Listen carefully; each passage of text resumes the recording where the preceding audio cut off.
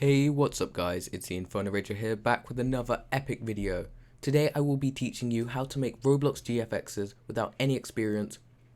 Without further ado, let's get straight into today's video. Okay guys, when you load in, there will be 5 buttons on the left hand side of the screen. One saying New, My Games, Recent, Archive and Tour. But for this tutorial we're going to be clicking New and then going to click the basic template.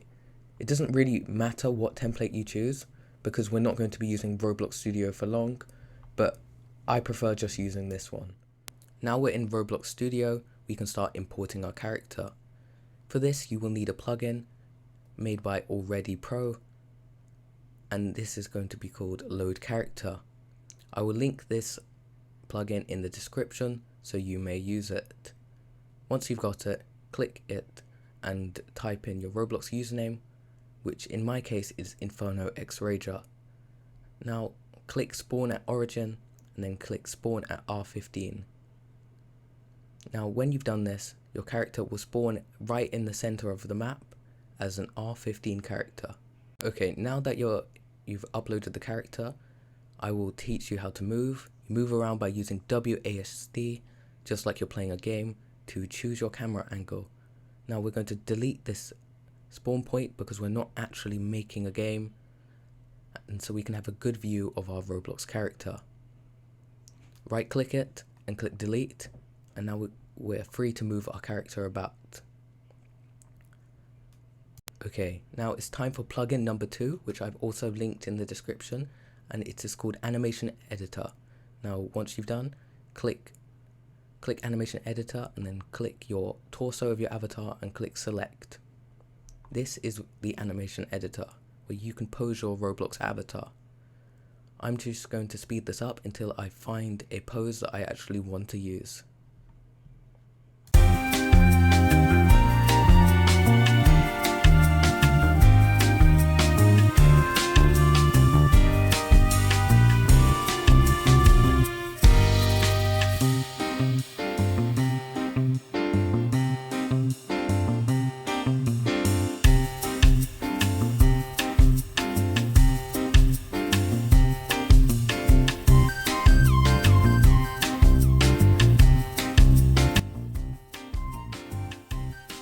Okay, when you're done posing your avatar, right click your character name on the right hand side of the screen and click export selection, and then when you've done, name your file whatever you want to call it. I'm just going to call mine Inferno, I guess, something on the lines, and then we can start moving on to Blender. Feel free to shut down your Roblox tabs. You don't need to have them running anymore, and you can close down Roblox Studio. Okay, when you're done, open up the Blender Lightroom, which I will link in description as I do to every one of these things and assets. Now click File, Import Wavefront OBJ, and we can import our character into Blender now. Find the file that you saved your thing as, and there'll be 2 files. Click the OBJ one, not the other. Now click OK. Okay, now when you load into Blender, move your character around so it just fits perfectly by clicking the arrows, and when you've done, it's time to move on to the next part.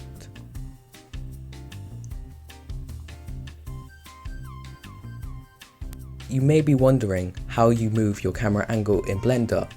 For this you have to click View, Navigations and then Walk Navigation.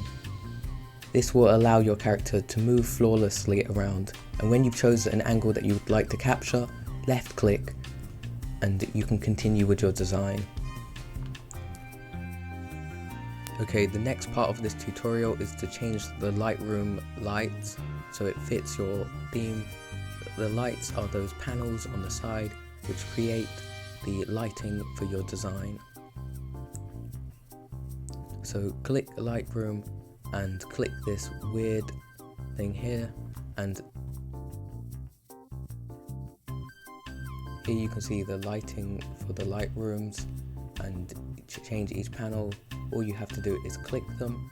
they all have a recommended type of color, for example warm or cold, and what angles you want different lightings from.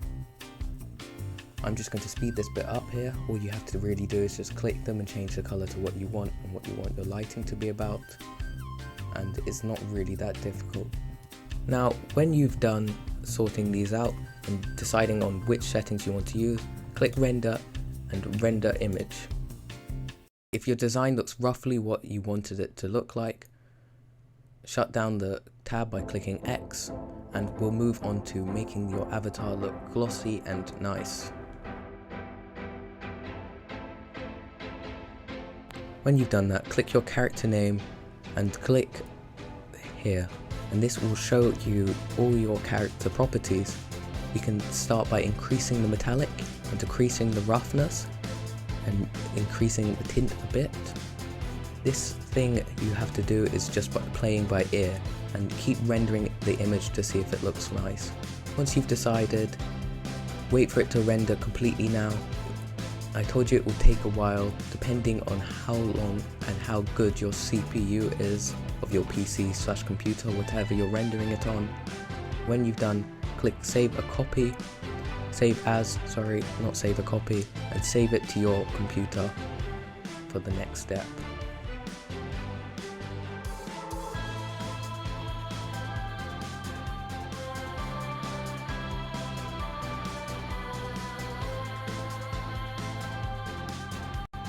Just click new.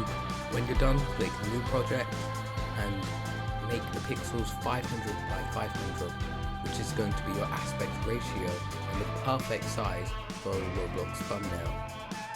When you're done, click create, and here we are.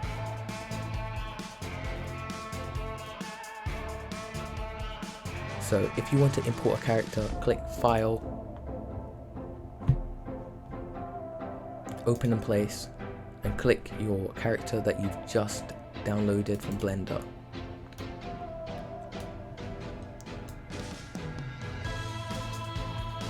If you're wondering why you don't have these box around your character, it's because you have transform controls turned off.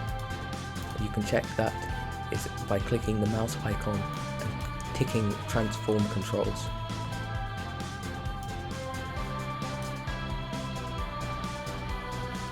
Now in Photopea, you can choose to add this thing called stroke, which is an outline for your design. You do this by clicking blending options and then clicking stroke. I'm just showing this to you as an example. If you would like to add this in your GFX, you can change the pixels here and change the color, but I don't really like this, so I'm just not going to add this to my design.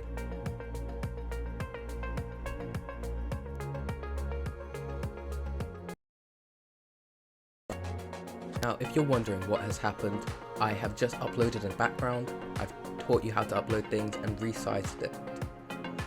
But now we're going to move on to adding text. So after you found a background you really like, click text and click this. I prefer this font called Luckiest Guy, and type in whatever you would like, and I'm going to type in Inferno. Now when I'm done, I'm going to click wrap, and I'm going to change the style. So I'm going to click that button there and click arc. This will curve my writing, and I'm just going to reduce the arc by a bit, and here is my text. Now all I'm going to do is highlight the text right there and size it, but as you can see it does not look the best. So we're going to add this thing called stroke, but this time on text. So we're going to click stroke, and here we have it, some nice text. And here we have it. We can change the color, but I think I'm just going to keep it a purplish color. And once you've done, click OK. Make sure you choose the perfect pixels and click OK. Okay, this is the final and most important step of making the text look really nice, is importing a pattern that you would like to put over your text. So rotate it, do whatever you would like to it, and make sure it is directly over your text. Move it on top of it.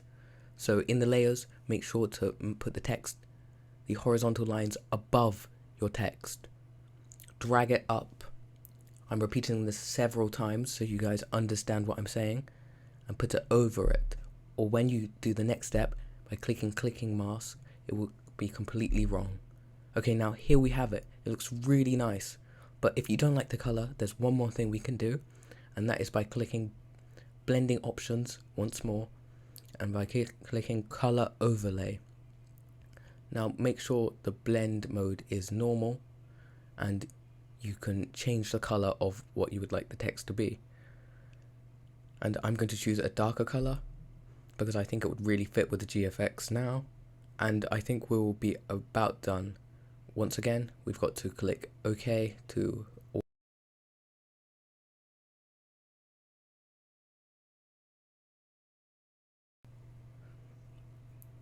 the only thing that we can do now is click File, Export as PNG, and we've saved the GFX now so that we don't lose it.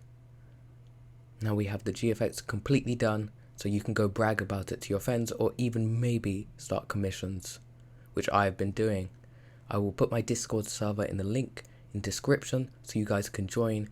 I sell GFXs for only 50 Robux, so it's really cheap. Hope you guys enjoy, and see ya.